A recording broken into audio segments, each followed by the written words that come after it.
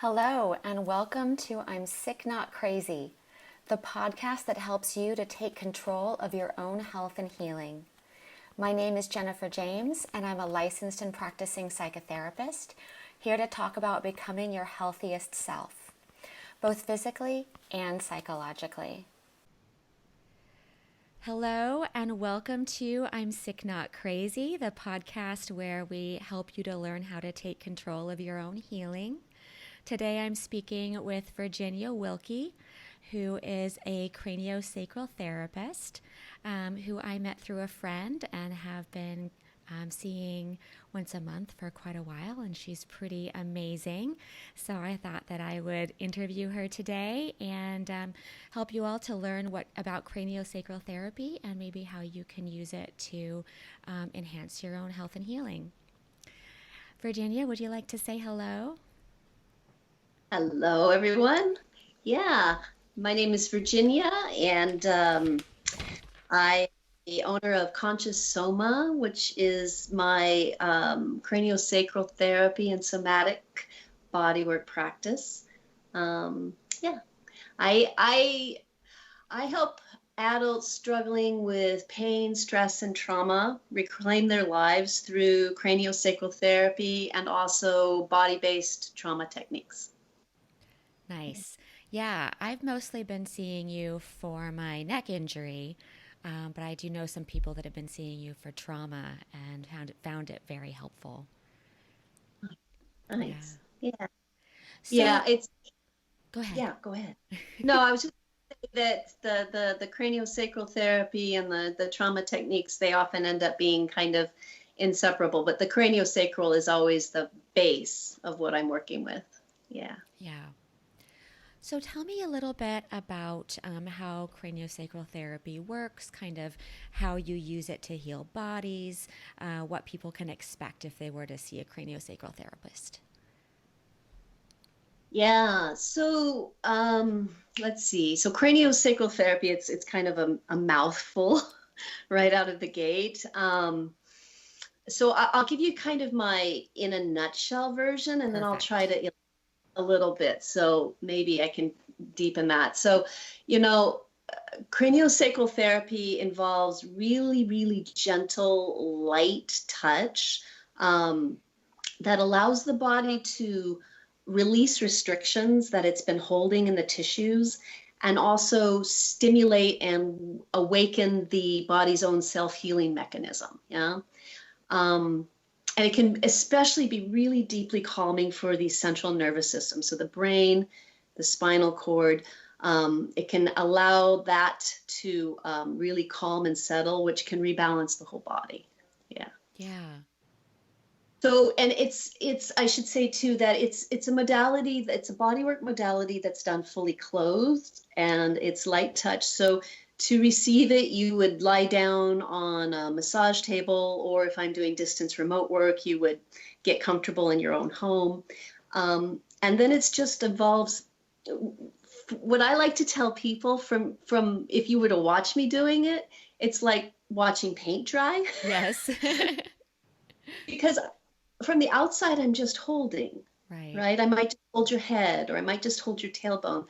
But from the inside is where all the shifts and the changes are happening. All the Yeah. yummy movement and healing. Mm-hmm. Yeah, exactly.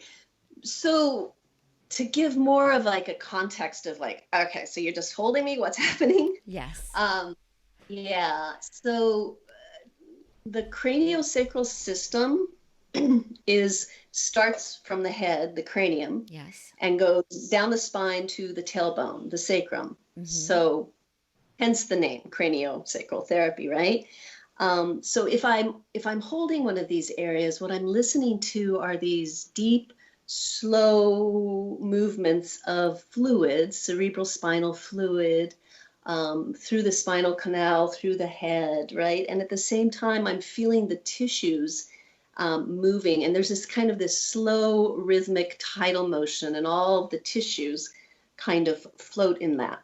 Oh, wow. Um, yeah, and the early practitioners of this work, right, because they were first experienced these rhythms in the core, right? So the work came to be known as craniosacral because they were feeling these first in the core of the body. But actually, these rhythms, these are signs of health. This is a natural rhythm that the body experiences, just like the heartbeat, right? Hmm. And you can actually feel it anywhere in the body. I could put my hand on a foot and feel this kind of slow fluid expansion and contraction, right? Okay. Because we're like 70% fluids. So Mm-hmm.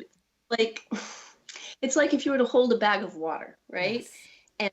And and then our bones and our tissues, they're just like islands floating within all this water, 30%. And they just kind of move Mm-hmm. with these fluids and energies as they move through. So when I'm listening to the body, I'm feeling these healthy rhythms and going, oh, look at that health in the system, right? Okay. But at the same time, I'm also feeling areas in the tissues where things don't move as easily. Uh-huh. They might feel kind of jammed, or the fluids might have to move around them, or the body might move in a really like unaligned way, kind of like rather than kind of opening, symmetrically, or it might just be really congested or jammed up. So, you know, as I'm noticing that, right, I'm Mm-hmm. working with an intelligent organism. So we think of intelligence as our head up, right? But the body has its own wisdom, the body has its own intelligence, right? Mm-hmm. And as I am observing it, it's observing me, and it's noticing, right? That it's noticing these areas I'm seeing, and it's like, yes, this has been stuck for a long time. I'm going to start to adjust that. I'm going to start to bring in more fluids, more energy, more nourishment into this area that's been so congested, and open it up. Yeah. That's so fascinating. And, one of the things that I've noticed when I'm in a session with you is that you're having this conversation with my body, like you're saying. And it's weird because I can feel my body responding to you. Um, like when you ask my body to take up more space, it's almost like I can feel my insides expanding. So it's really interesting and fascinating to do. Yeah, and I think sometimes this is one of the most exciting and empowering thing for clients. I, Mm-hmm. I mean, I can just think of just last week somebody saying this. It's like, oh my God, there's another consciousness in here. There's another intelligence, and it's listening, Uh-huh. and it's actually making adjustments as we talk to it, dialogue or with our hands. And I'm like, yeah, it's Yeah, amazing. it is amazing. Yeah, yeah. Okay. So so when you're feeling in the body like those stuck places, is that the same thing that you're feeling when there's trauma, or is that different? Oh, that's a nice question. Yes, because those stuck places, I mean, when we think of something stuck, a lot of people's minds go to like chiropractic and two Mm-hmm. vertebrae, subluxated together. But the body is a physical layer, it's a fluid layer, it's an emotional layer, it's an energetic layer. And Mm-hmm. when I'm holding a body, we're holding the whole of that. We're holding the whole of your history, right? Okay, This, yeah. however you want to term that. So let's say that, 20 years ago you had some huge emotional blow, or maybe as a child, right? Some huge emotional blow. And at the time, your body was too overwhelmed to be able to cope with that, to be able to feel it fully, to be able to process it and discharge it. So, what the body does to protect the organism is it takes all that emotional pain and it will bind it up in a stuck place. Say it sticks it Mm. right here, right? Mm-hmm. So all that devastation, it contains it, right? So that the Yeah. rest of the organ be healthy and move. Yeah, and then 20 years later, when you're stronger and you're more resourced, and we can create the safe conditions, the safe holding environment, the body can say, "Oh yeah, I don't actually need to bind this up anymore. I can slowly, piece by piece, actually unfold this and let this discharge." Interesting. So it's Yeah. almost like what an oyster does with a grain of sand to make a pearl. Oh yeah, I like that. Uh-huh. Like there's this irritating thing and it's not working, so it just kind of binds it up and puts it aside. for later, basically. And then what you do is kind of break that up so that it's not stuck in the shell anymore. Yes. And I would just add that what I do is I create the conditions Mm-hmm. that allow break it up, because I really like to emphasize to people that this is their own body making the choices. Mm-hmm. Their own body diagnoses it, forms the treatment plan, and makes the change. Okay. Yeah.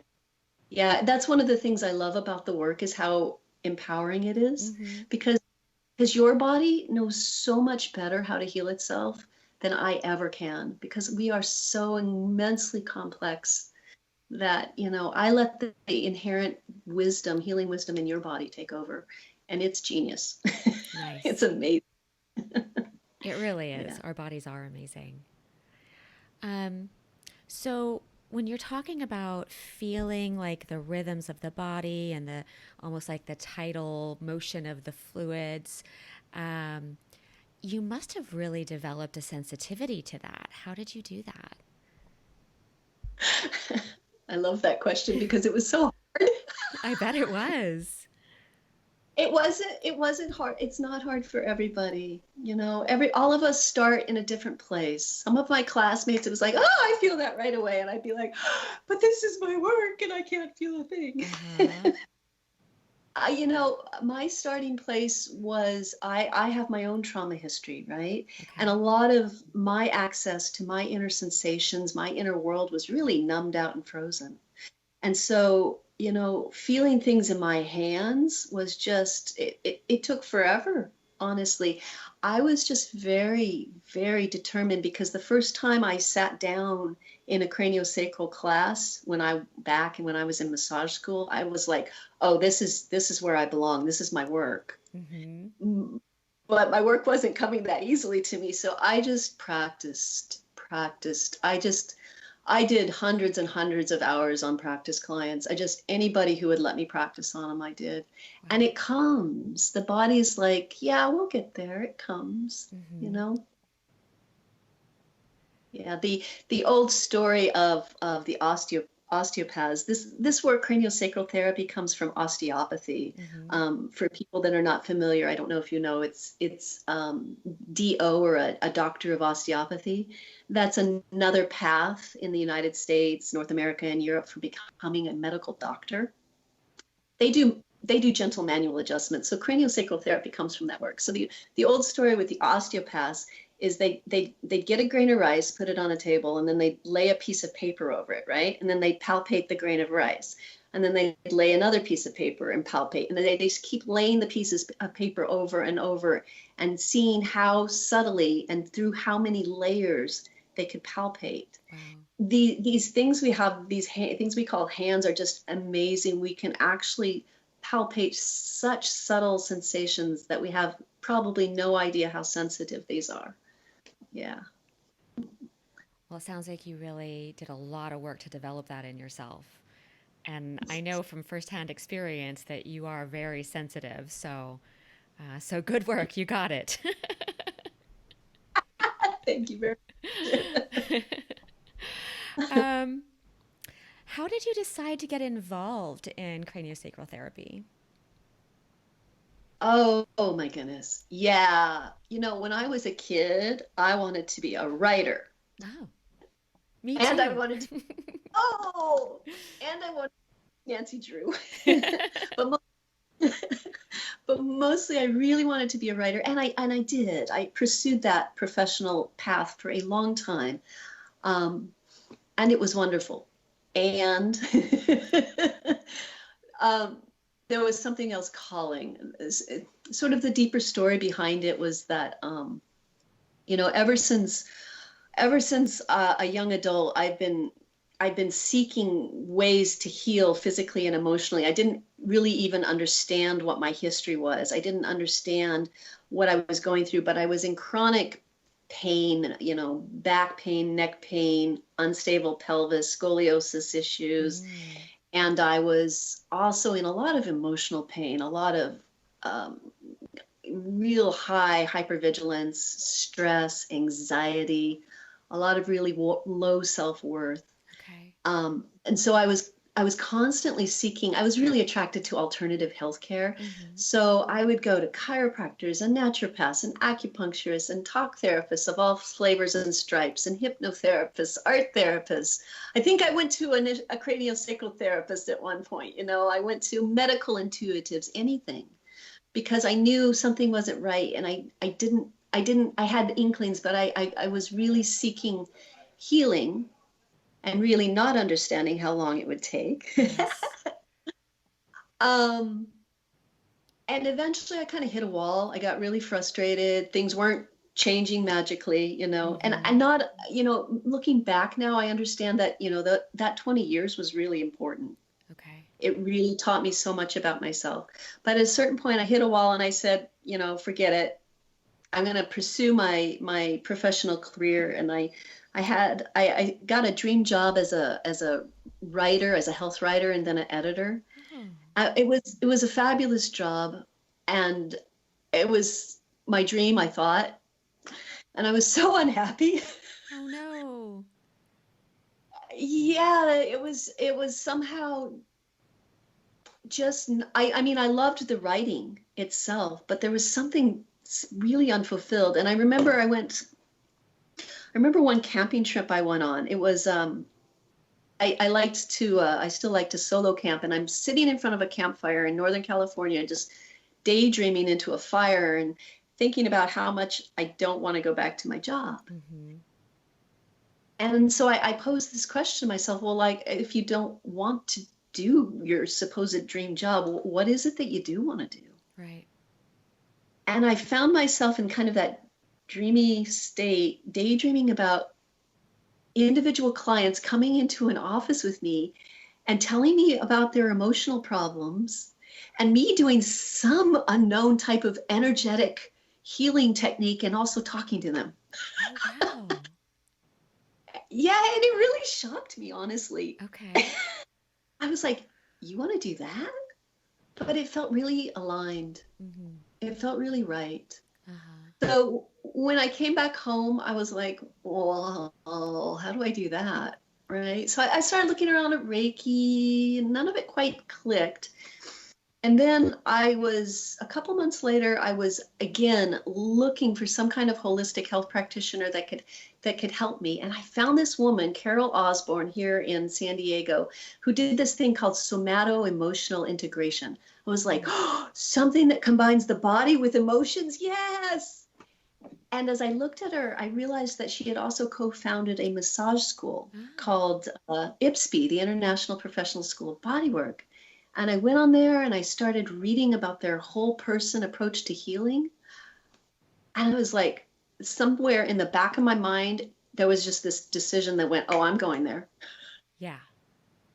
I wasn't even interested in massage. Wow.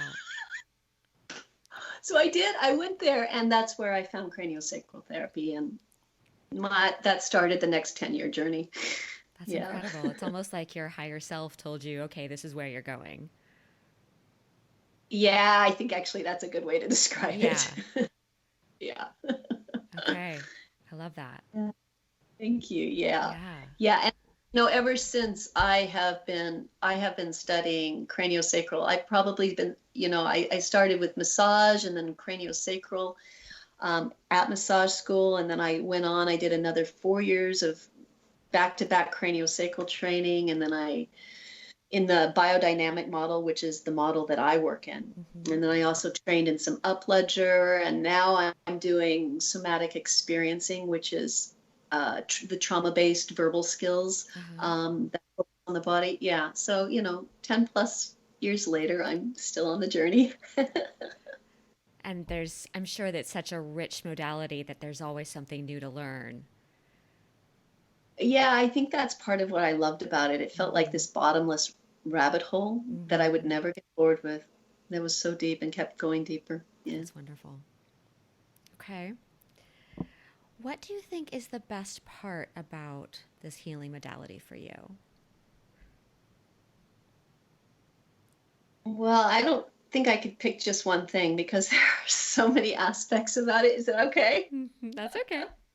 All right. Well, The top one that comes to mind is that this modality focuses on the health in the system. There's so much of the healthcare that we receive is focused on the problem, Yes. right? Focused on the disease, the dysfunction, what's going wrong, where is it broken, how do we fix what's wrong? Yes. That can be very important. And there's a whole context, your whole body, the whole context of what's going right, containing whatever that piece is that's, quote, the problem, right? Okay. So this craniosacral therapy, biodynamic craniosacral therapy focuses on the health.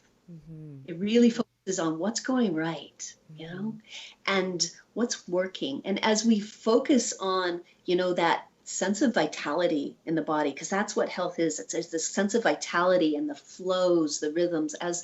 As we come into relationship with those, as I'm holding and I'm like appreciating, wow, look at how beautiful you are. Look at how healthy. It's the body is aware of that. It wakes up and it produces more. It wakes up that vitality and it starts to spread it and it starts to move into areas and go, yeah, I can unlock this. Yeah. So health. Yeah. I like how resourcing the work is. Because we're focused on the health, then sessions often really, really kind of slowly build up our inner strengths.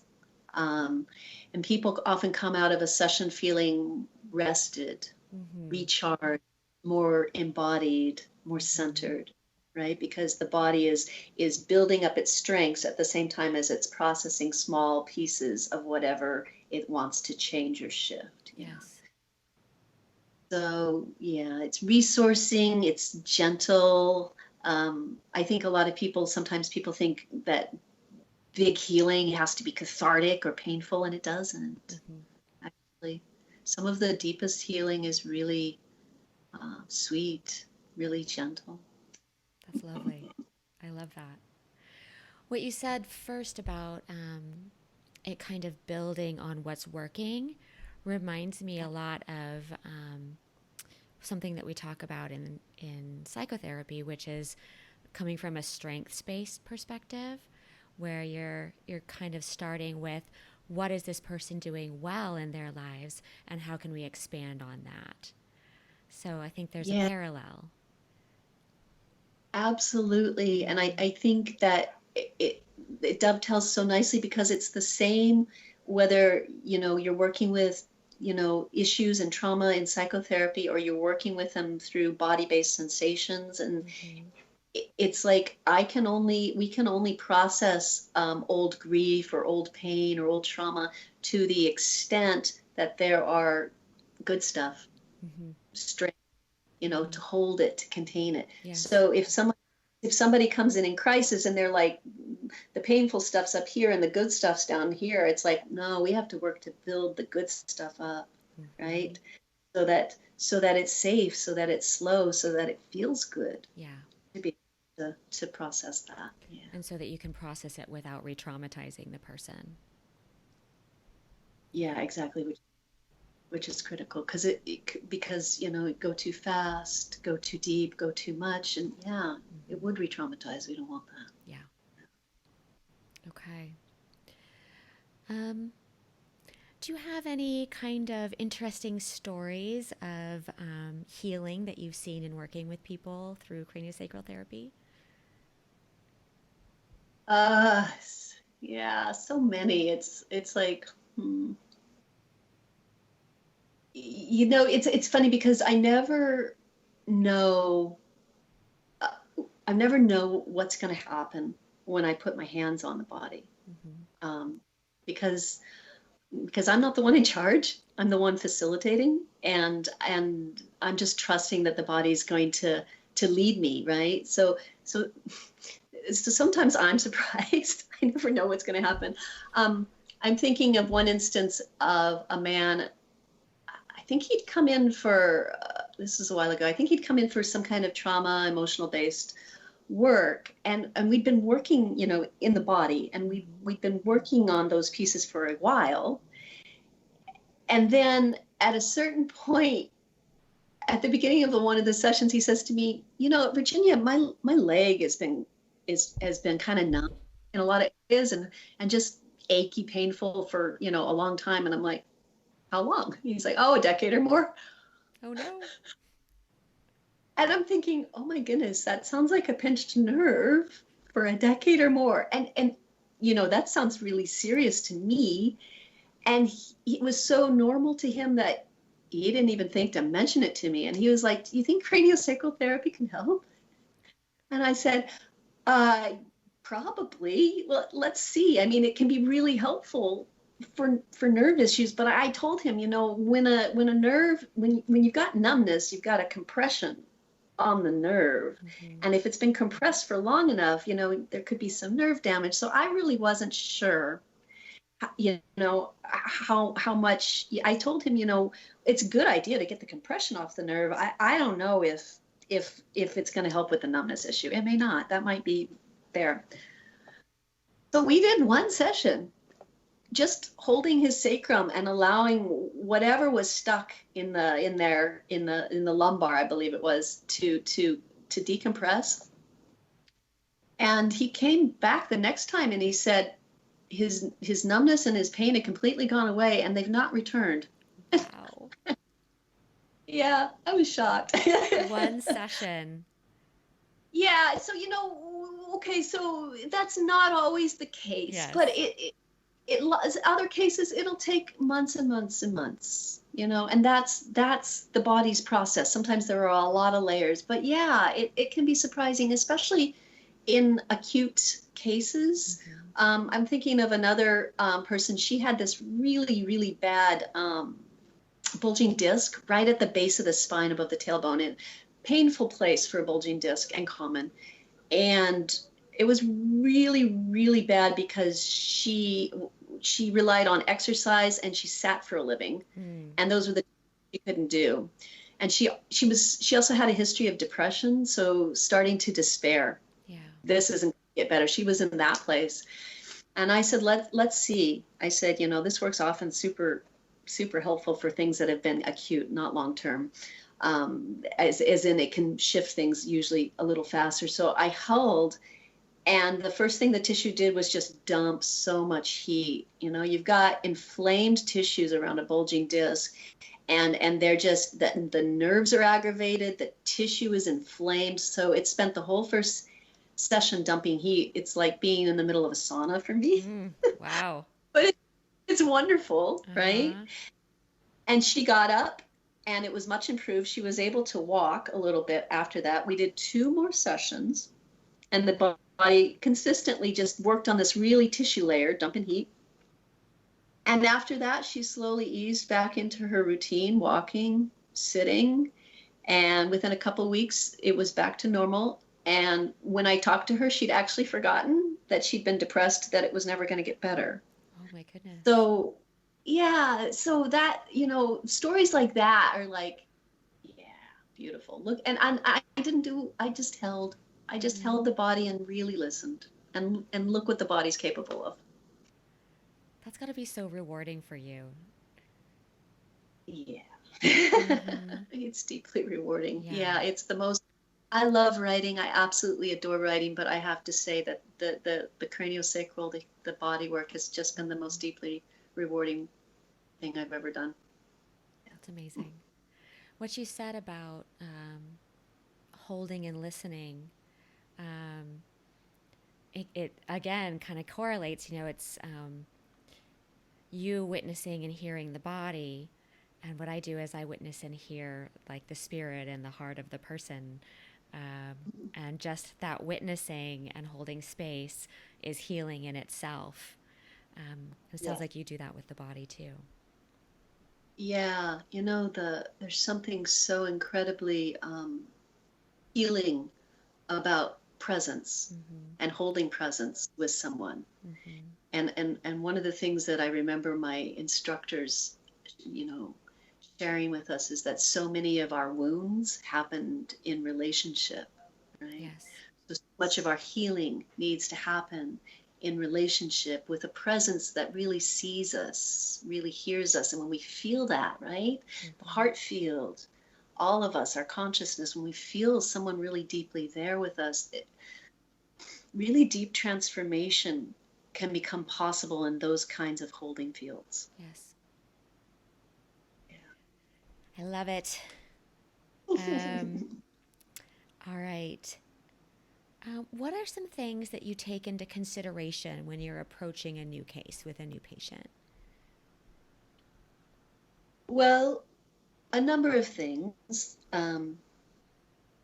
I like to take a fairly detailed health history. Not all. I will say that not all craniosacral therapists like to do that. There's different types of work.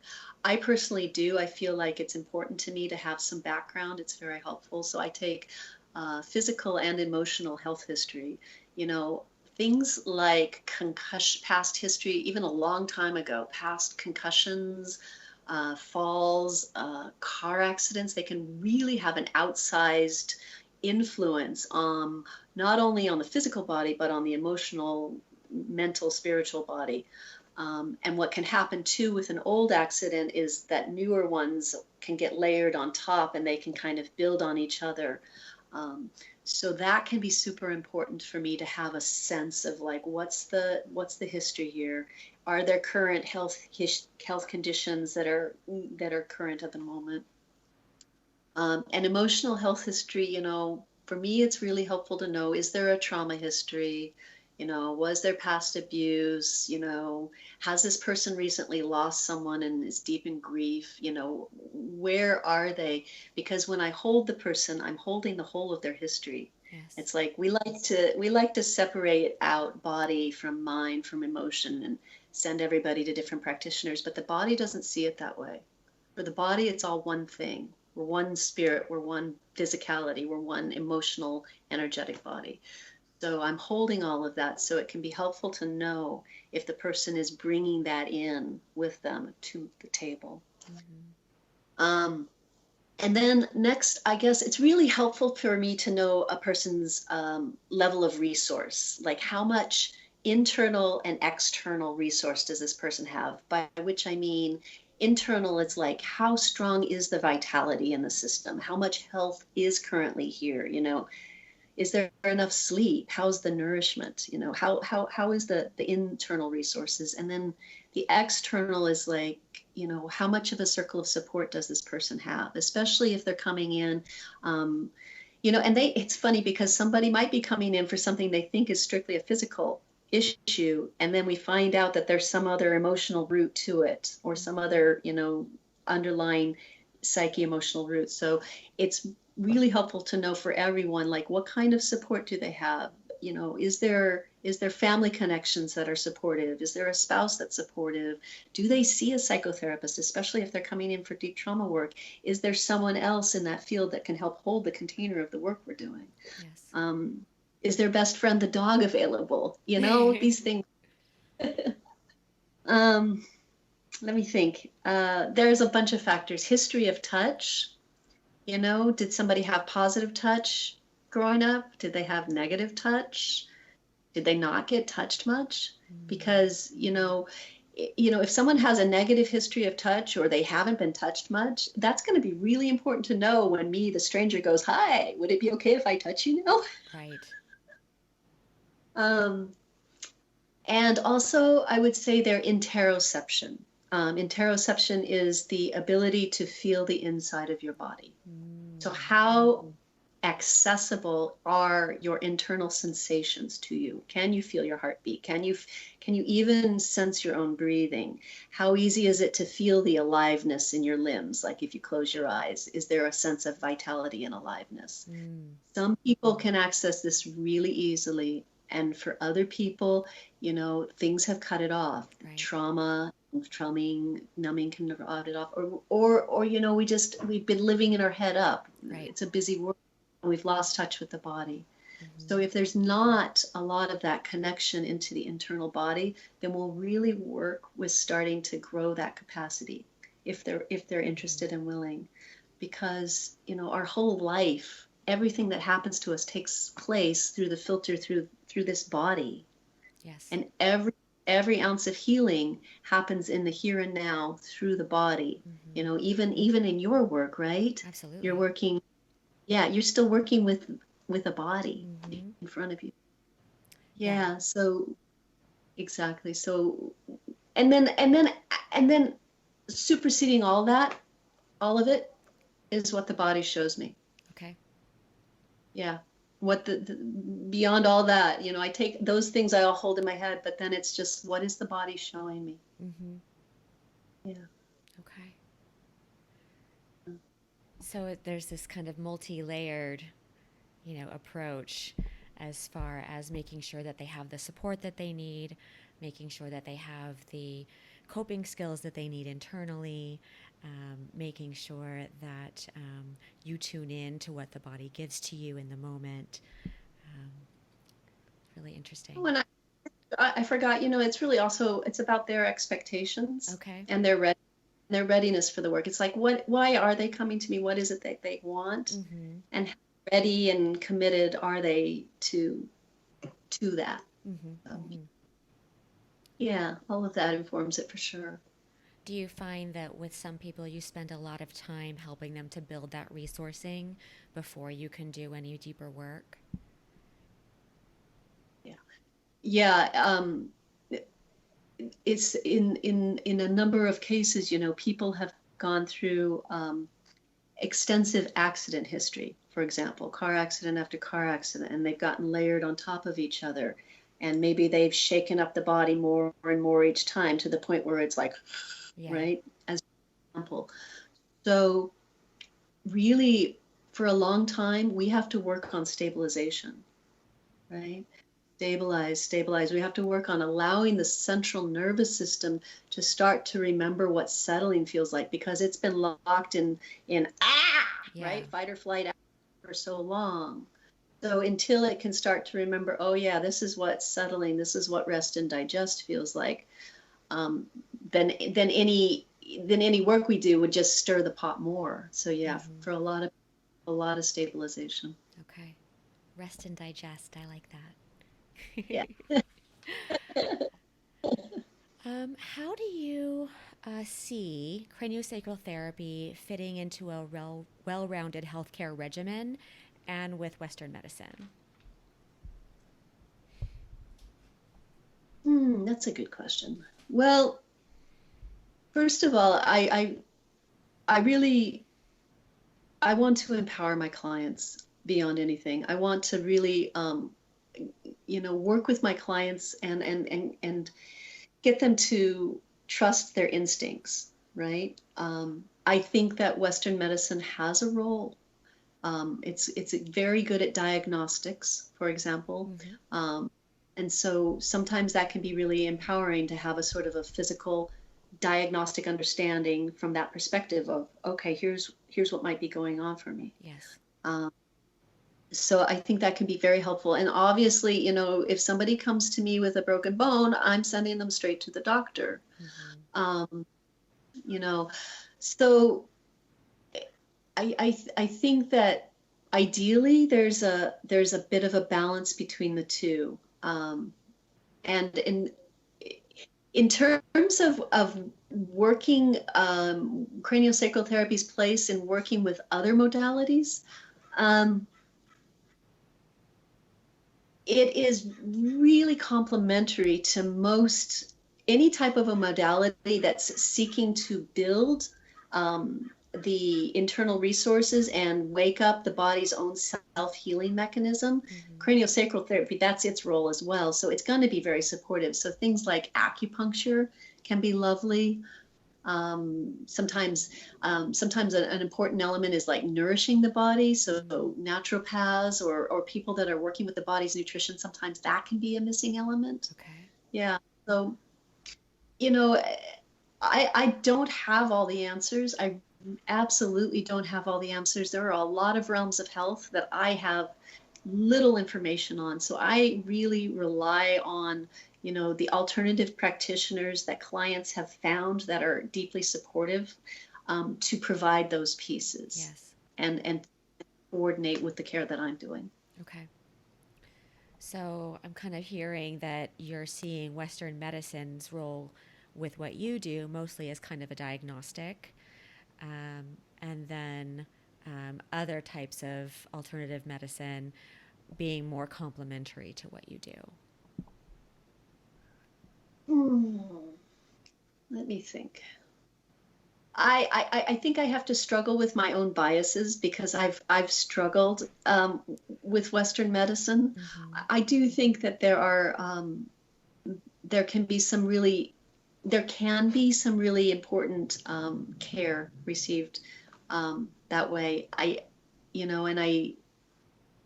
I try to leave that decision to my client, but I also try to say, look, there's also a lot of not taken into account with Western treatment approaches. Mm-hmm. One of them being the wholeness, Yes. right?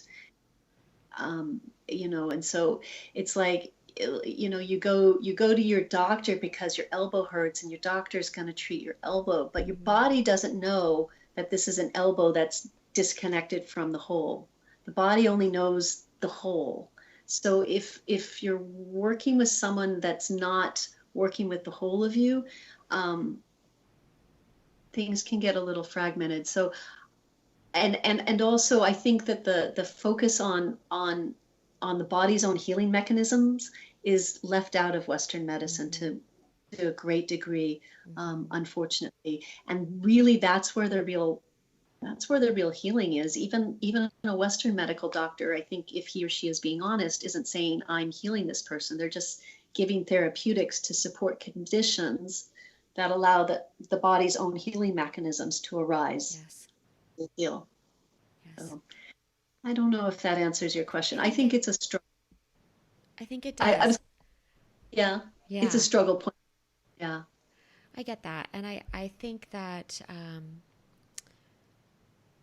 one of the things that I also struggle with Western medicine is this idea that the healing is coming from outside of the person versus coming from the inside of the person. And that's kind of what I'm hearing from you. Yeah. Yeah.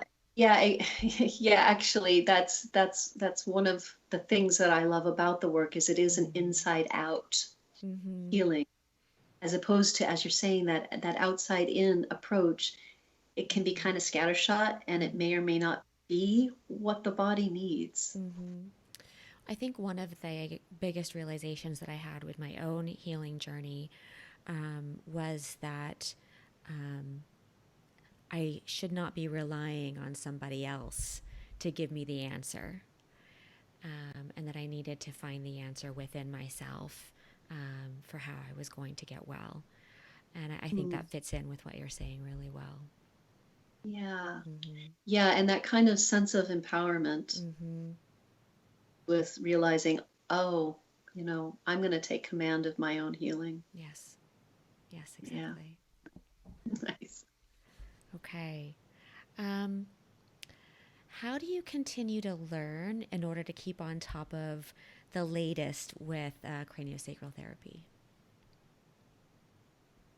Well, a couple things. I mean, I don't know if addicted to learning is right, but it might be. I take a lot of classes. I mean, since I started in bodywork school, I have been in almost continuous classes for like the last 10 years.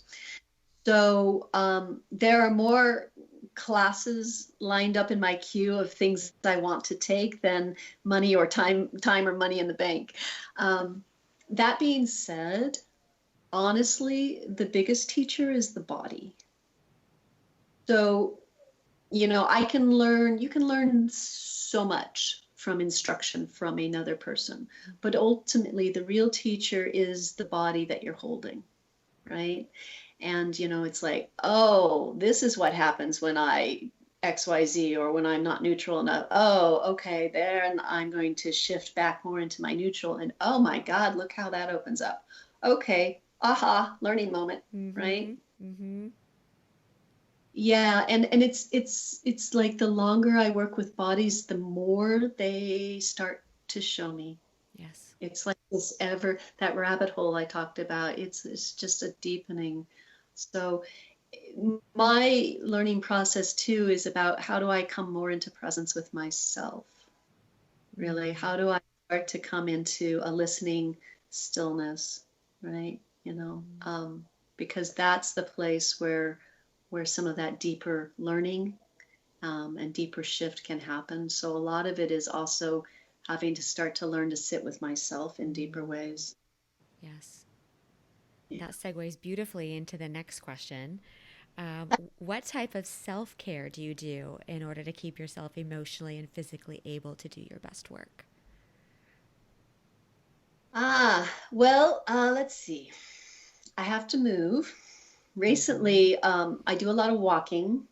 And recently, my favorite form of movement has been I have to, let me clarify. I have to move because I sit a lot Mm-hmm. Mm-hmm. uh, in this work. So recently, my favorite form of movement has been this kind of, I, I don't know if you've heard of authentic movement. Mm. Um, it involves letting this creature within, this intelligence that we've been talking about, it involves letting it start to move the body, right? Mm. So we're used to deciding, I'm going to lift my hand, I'm going to turn it over. Well, there's another intelligence in there that can move the body as well. Mm-hmm. and and I, been playing with this ever since massage school. So, if you suddenly find yourself going like this and you hadn't thought to do that, before the thought, the body does that. It's like, Mm-hmm. that's the kind of intelligence, that's the kind of motion. So lately I've been playing with just standing on my yoga mat and asking the body, okay, how do you need to move today? And I have myself in the most interesting yoga like sessions. It's been very enjoyable. um, I do a lot of I receive a lot of session work myself. Okay. um, I receive at least one craniosacral therapy session a month, and I do two therapy sessions with a somatic bodywork oriented trauma therapist a month. Mm-hmm. I also do other body. I also receive other body work. That's really supportive for me. Nice. Um, yeah, and a lot of practice, daily practice with sitting in stillness, with meditating, or during this pandemic with attempting to meditate and Yes. watching how busy and chaotic my mind is and how much my body is buzzing, and then being like, oh, look at that. Okay. Uh-huh. And just Yeah. accepting whatever's happening within yourself. Yeah. Yeah. Yeah. Mm-hmm. Just really, a lot of my self-care comes down to learning how to be with that trauma history, which is a very high activation state in me. It's like global high Mm. intensity. And then learning how to sort of find what helps that nervous system start to drop. Mm. So, sometimes I'm like watching nature videos with the sound off, or thunderstorms. I don't know Mm. why. Something about rain and thunderstorms when I was a kid was deeply soothing. It's So wonderful. I play. Yeah. Mm-hmm. Yeah. Okay. I love that. Just really feeling what helps you to settle and be more present. Mm-hmm. Yeah. Like even as you're saying that, I feel my feet settling even more on the floor, Mm-hmm. right? Just that back and forth and acknowledging that. Thank you. Mm-hmm. Okay. If people want more information about craniosacral therapy, what types of resources would you suggest? Yeah. So I would, it, for biodynamic craniosacral therapy, I would actually check some of the work by the founder. His name is Franklin Sills, which Mm. is Sills. And he's written a lot of books on the subject. I wouldn't recommend them for a beginner because they're a lot to digest. But his website, he's based in the UK. His website has some lovely info. It's let's see, I think I wrote it down. Oh no, I didn't. It's craniosacral-biodynamics.org. Mm. That's a nice place to start to get a feel for the work. There's also my association that I'm registered through here in the U.S. It's the um, Biodynamic Cranios, what is it? Biodynamic Craniosacral Therapist Association of North America. Uh-huh. There's so many mouths. Um, and that is craniosacraltherapy.org. Okay. And then I'll give one more. There's a digestible book written by Roger Gilchrist, and it's called Craniosacral Therapy and the Energetic Body. Mm. We used to use it with beginning students when I was teaching this work because of all the massive tomes written on this very abstract work, it's the most concrete and digestible. So it's just a little book. Okay. So, yeah. Perfect. Thank you. And how can people get in touch with you if they're interested in treatment? Yeah, so my business name again is Conscious Soma. You can find me online at conscioussoma.com, which as I'm spelling it out, I'm realizing it's hard to spell. So you can type in virginiawilke.com, which is WILKE.com. It will take you to the same website. Perfect. People are welcome to call or email me for more information. Yeah. Wonderful. Okay. Well, thank you so much. This has been fascinating. I really appreciate your time. And I feel like next time I come to see you, I will have such a better understanding of what you're doing. Thank you so much, Jennifer. This has been amazing. I've really enjoyed it. Thank you. Thank you for watching this week's I'm Sick Not Crazy podcast with myself, Jennifer James, MFT. Please remember that this podcast is educational in nature and that it's not intended to substitute for medical or psychological advice. To learn more about my work, to share podcast topic ideas, or to book me for speaking engagements or interviews, please visit my website at jenniferjames-author.com and choose the contact link. If you would like to support my work financially, you can find me at patreon.com/JenniferJamesMFT. Thank you, and remember that you can take control of your own health.